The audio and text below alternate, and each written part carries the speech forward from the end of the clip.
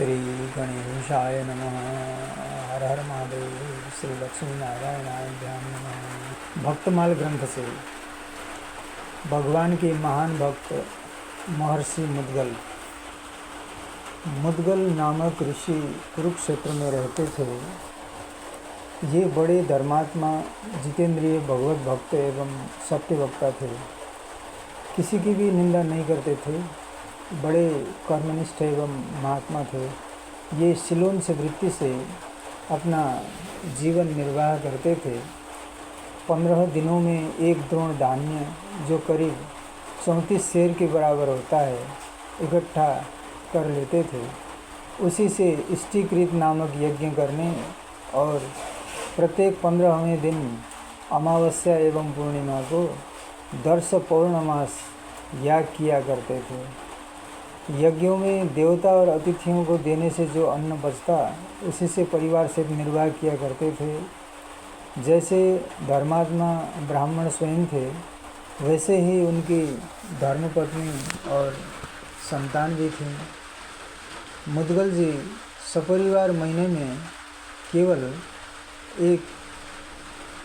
केवल 2 ही बार अमावस्या और पूर्णिमा के दिन ही भोजन किया करते, सो भी अतिथि अभ्यागतों को भोजन कराने के बाद। कहते हैं कि उनका प्रभाव ऐसा था कि प्रत्येक पर्व के दिन साक्षात देवराज इंद्र देवताओं सहित उनके यज्ञ में आकर अपना भाग लेते थे। इस प्रकार मुनिवृत्ति से रहना और प्रसन्न चित्त से अतिथियों को अन्न देना, यही उनके जीवन का व्रत था। मुनि के इस व्रत की ख्याति बहुत दूर तक फैल चुकी थी। एक दिन उनकी कीर्ति कथा दुर्वासा मुनि के कानों में पड़ी। उनके मन में उनकी परीक्षा करने की आ गई। दुर्वासा महाराज जहाँ तहाँ व्रतशील उत्तम पुरुषों को व्रत में पक्का करने के लिए ही क्रोधित वेश में घूमा करते हैं। वे एक दिन नंग धड़ंग पागलों का सा वेश बनाए, मुड़ मुड़ाए, कटु वचन कहते हुए वहाँ आ पहुँचे। आते ही बोले, विप्रवर, आपको मालूम होना चाहिए कि मैं भोजन की इच्छा से यहाँ आया हूँ। उस दिन पूर्णिमा का दिवस था।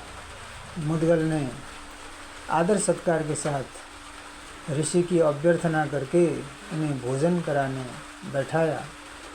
उन्होंने अपने भूखे अतिथि को बड़ी श्रद्धा से भोजन परोसकर जिमाया। मुनि भूखे तो थे ही, श्रद्धा से प्राप्त हुआ वो अन्न उन्हें बड़ा सरस भी लगा। वे बात की बात में रसोई में बना हुआ सब कुछ जीम गए। बचा खुचा शरीर पर चुपड़ लिया। जूठा अन्न शरीर पर लपेटकर वे जिधर से आए थे उधर ही निकल गए। मुद्गल सपरिवार भूखे रहे। यूँ प्रत्येक पर्व पर दुर्वासा जी आते और भोजन करके चले जाते।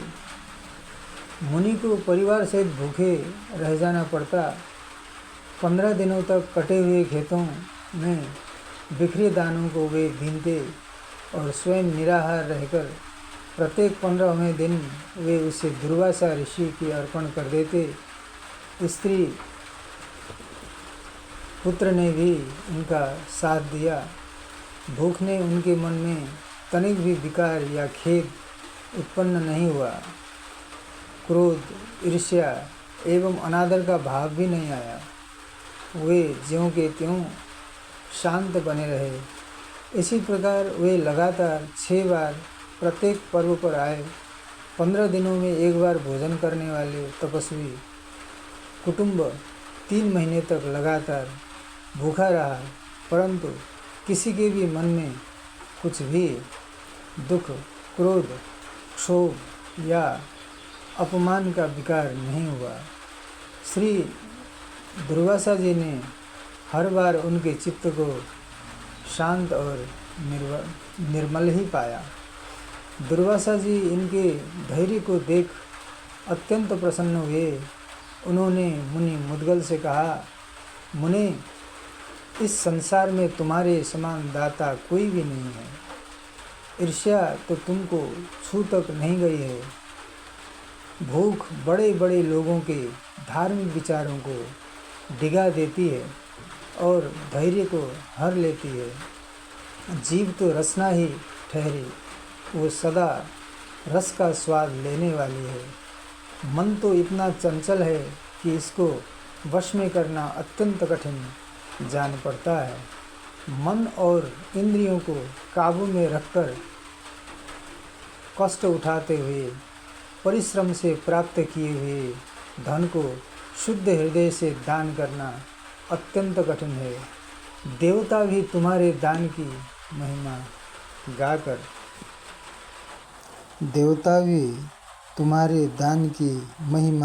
गा कर उसकी सर्वत्र घोषणा करेंगे।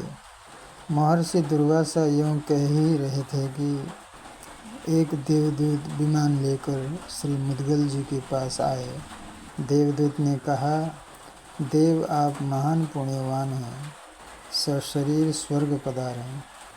देवदूत की बात सुनकर महर्षि ने उनसे कहा, देवदूत सत्पुरुषों में 7 पग एक साथ चलने से ही मित्रता हो जाती है। अतः मैं आपसे जो कुछ पूछूं उसके उत्तर में जो सत्य और हितकर हो वही बतलाएं। मैं आपकी बात सुनने के बाद ही अपना कर्तव्य निश्चित करूंगा। देवदूत, मेरा प्रश्न ये है कि स्वर्ग में क्या सुख है एवं क्या दुख है? देवदूत महर्षि मुद्गल के उत्तर में स्वर्गलोक एवं उससे भी ऊपर के भोगमय लोकों के सुखों का वर्णन किया। तत्पश्चात वहाँ का सबसे बड़ा दोष यही बताया कि वहाँ से एक न एक दिन पतन हो ही जाता है। ब्रह्मलोक पर्यंत सभी लोकों में पतन का भय जीव को सदा बना रहता है। वे कहने लगे कि सुखद ऐश्वर्य का उपभोग करके उससे निम्न स्थानों में गिरने वाले प्राणियों को जो असंतोष और वेदना होती है उसका वर्णन करना कठिन है। यह सुनकर महर्षि मुद्गल ने देवदूत को विधिपूर्वक नमस्कार किया तथा उन्हें अत्यंत प्रेम से ये कहकर लौटा दिया, यत्र गत्वा न शोचन्ति न व्यथन्ति चरन्ति वा तदहं स्थानमत्यंत मार्गयिष्यामि केवलम।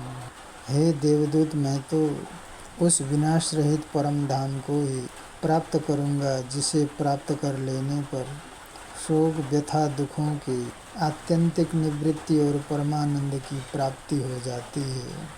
देवदूत उनसे ये उत्तर पाकर उनकी बुद्धिमत्ता की प्रशंसा करते हुए लौट गए एवं तत्पश्चात मुनि मुद्गल स्तुति निंदा स्वर्ण तथा मिट्टी में समभाव रखते हुए ज्ञान वैराग्य तथा भगवत भक्ति के साधन से अविनाशी भगवत धाम को प्राप्त हुए।